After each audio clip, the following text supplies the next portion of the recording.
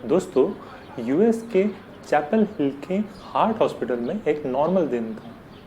दोपहर के 12 बजे थे और सभी डॉक्टर्स बहुत ही बिजी थे अपने पेशेंट्स के साथ। तभी एक 70 साल की बुजुर्ग महिला आती है और अपने साथ बहुत सारी रद्दी लेके आती है। ये देख के डॉक्टर सब अचंभित हो जाते हैं कि ये क्या लेके आए। वो दरअसल दोस्तों उनके 1 साल के ईईजी रिपोर्ट्स थे। उन्होंने 1 साल में 916 बार ईईजी रिपोर्ट किया था और ये डेटा उनके स्मार्ट वॉच से आया था। दोस्तों, क्या हमें सच में स्मार्ट वॉच का डेटा इतना सीरियसली लेना चाहिए? क्या सच में स्मार्ट वॉचेस का डेटा रिलायबल है? क्या हम स्मार्ट वॉचेस को स्मार्टली यूज कर सकते हैं ताकि हमारी हालत इस दादी अम्मा जैसी नहीं? ये सब जानेंगे इस वीडियो में।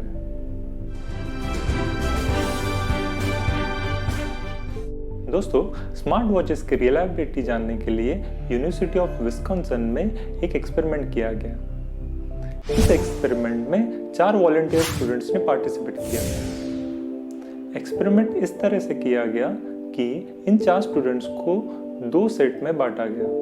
एक था वॉकिंग, एक था जॉगिंग। वॉकिंग और जॉगिंग में इन्हें 100 स्टेप्स चलने और भागने के लिए बोला। इस एक्सपेरिमेंट के दौरान उनका number of steps, heart beat और लेवल ऑफ एरर को मेजर किया गया।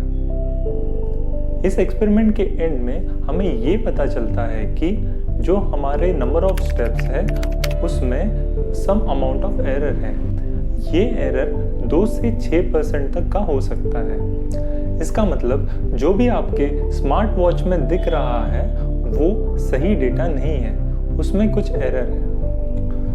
दोस्तों, आपकी स्मार्ट वॉच आपके हार्ट रेट को भी अंडर एस्टिमेट करती है। इसका मतलब अगर आपकी स्मार्ट वॉच आपका रीडिंग 100 BPM मतलब बीट्स पर मिनट दिखा रहा है, आपकी करंट हार्ट बीट उससे ज़्यादा है।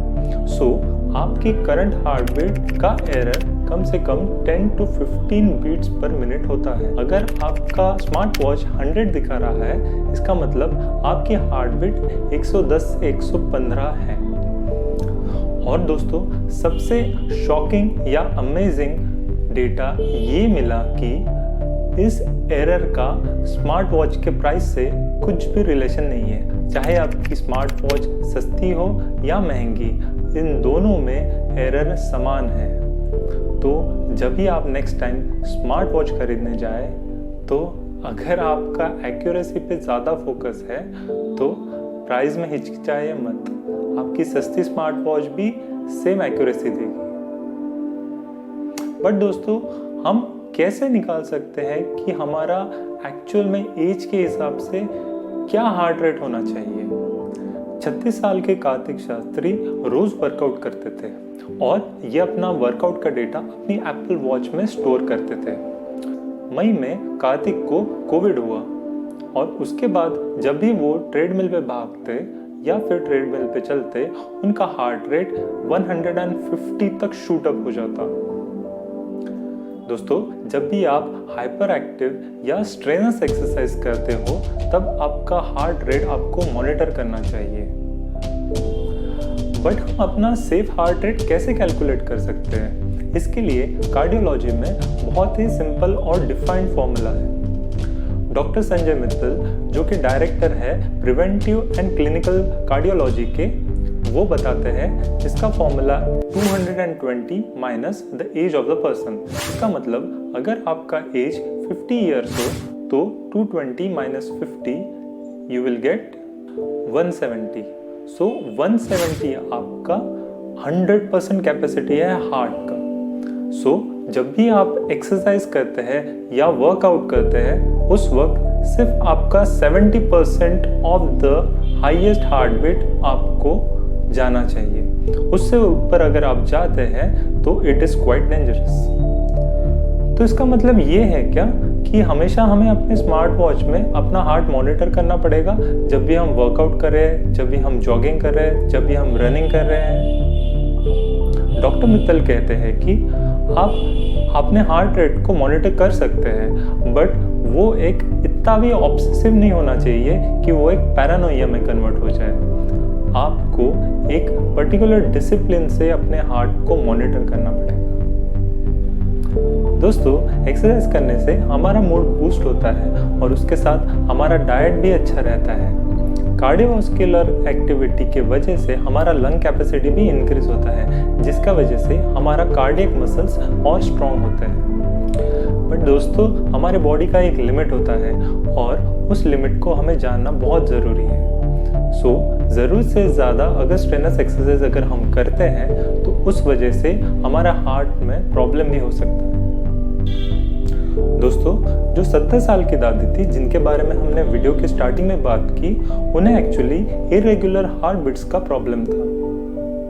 वो प्रॉब्लम डायग्नोस होने के कुछ ही दिन बाद उन्हें और एक सीरियस प्रॉब्लम डायग्नोस हुआ, बट इस बार वो प्रॉब्लम उनके हार्ट के रिलेटेड नहीं था। वो एक्चुअली उनका एंजाइटी अटैक्स था और इनके एंजाइटी अटैक का ट्रिगर पॉइंट था इनका स्मार्ट वॉच का नोटिफिकेशन।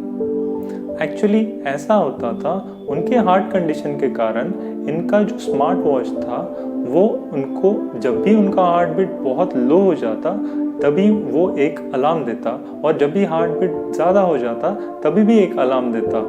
इसके वजह से वो बहुत ज़्यादा पैनिक हो जाते और वो इमीडिएटली ईईजी कर लेते। और यही डेटा उन्होंने पूरे साल भर में 916 बार किया। इस वजह से उन्हें फाइनली साइकोलॉजिकल कंसल्टेशन के लिए भेजा गया।